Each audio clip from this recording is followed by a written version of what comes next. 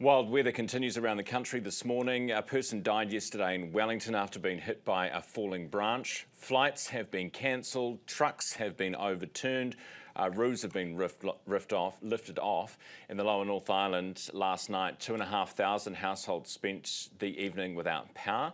In the capital, it was described as windy even by Wellington standards. Have a look at this. As you can see, there's a pedestrian blown onto the road in front of cars, drops the bag, face plants. It looks very painful. And this is all because of strong gusts of wind that were hitting the capital yesterday. And those strong winds are fanning a big fire in Kaikoura, where 5 houses have been lost to flames fanned by the winds.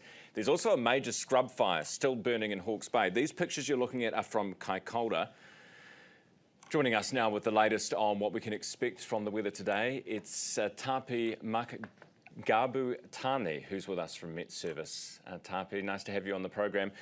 Those winds, what are we expecting, particularly in Kaikoura, where they've lost 5 homes over the last 24 hours? What are those winds doing today?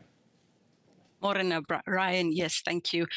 So yesterday was a very windy day, and today less windy than yesterday, but we still do have those winds around. We've still got those westerly winds, and with the fires already raging, they probably don't need too much wind to keep those fires going. So today is still a significantly windy day, just because of the impacts that those winds will be bringing for the Kaikoura area. And do you know what time they're scheduled to pick up? Because we understand the firefighters are trying to, contain it as quickly as they can now before that happens.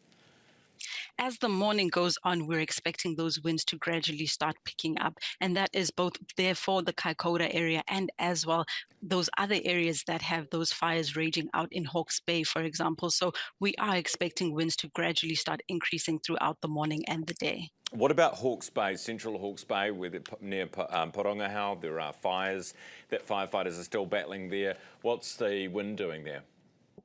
Yep, so those westerlies continue today, and overnight we saw those winds sort of in the mid-70s, and today during the day we are expecting them to pick up once again, like I was mentioning earlier, not as strong as yesterday, but with fires already raging, and we are still expecting those winds to be on the strong side. Thapi, we're told it's going to get worse on Thursday. How much worse is it going to be? Because this looks pretty bad.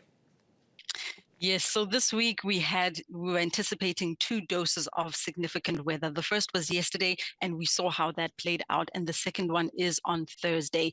Watches and warnings are already in place, both for rain and for wind, but for wind in particular, especially Wellington, Marlborough, and parts of Canterbury, those orange warnings will be looked at later this morning, and there is a possibility they could be upgraded to red warnings. Pretty wild, Thapi. Why have we got fires? It feels almost like Armageddon. We've got fires over here, we've got flooding over there, we've got wind over here, we've got rain. What's up?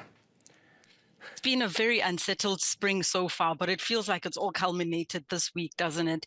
The winds this week have been really intense, and the weather systems that are in play at the moment have been exacerbating that, and it does look to intensify on Thursday. So for places that are under those watches and warnings, definitely do heed the advice of MetService.com and other agencies like Civil Defence, Fire and Emergency New Zealand, and any other agencies over the next couple of days. Thapi, appreciate your time this morning. Thanks for being with me. That's Thapi Makgabutlane, who's with MetService.